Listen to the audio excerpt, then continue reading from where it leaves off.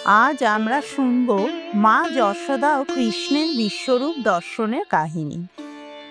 মা যশোদা দেখলেন ছোট গোপাল কৃষ্ণের মধ্যে আকাশ, গ্রহ, নক্ষত্র, অসীম সৃষ্টি আর ধ্বংসের ছবি।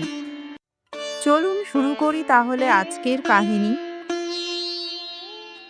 গোপাল নন্দালয়ে সকলের খুব প্রিয় ছিল, কিন্তু সে খুব দুষ্টু ছিল। যত দিন যায় ততই কৃষ্ণের দুষ্টুমি বাড়তে থাকে। কিছুতেই তাকে আর সামলানো যায় না। প্রতিবেশীরা প্রায় তার নামে এসে অভিযোগ জানায় মা যশোদার কাছে।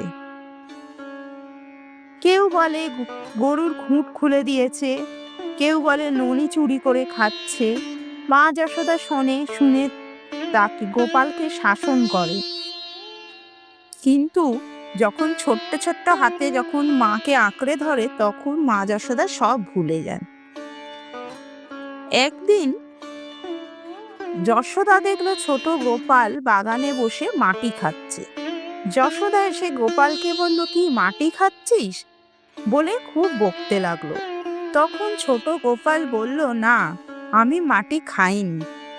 যশোদা বলল, তখন দেখা, আমাকে মুখ হাঁ করে দেখা কেমন মাটি খাসনি। কৃষ্ণ যেমনই মুখ হাঁ করলো, তখন যশোদা তার মুখের মধ্যে অসীম মহাবিশ্বের সবকিছু দেখলেন। গ্রহ, নক্ষত্র, সাগর, পর্বত, দেশ বিদেশ, জীব জগতের সবকিছু, এমনকি কোটি কোটি ব্রহ্মাণ্ড। তার প্রতিটি রোমকূপেও দেখতে পেয়েছিলেন যে কোটি কোটি ব্রহ্মাণ্ড যেন খেলা করছে কৃষ্ণের মধ্যে। এসব দেখে যশোদা অবাক হয়ে অজ্ঞান হয়ে গেল। কৃষ্ণ মা যশোদাকে মায়ায় সব ভুলিয়ে দিলেন। মা যশোদার যখন জ্ঞান ফিরল, তখন দেখল কৃষ্ণ বসে খেলা করছে। এই কাহিনী হচ্ছে বিশ্বরূপ দেখানোর কাহিনী।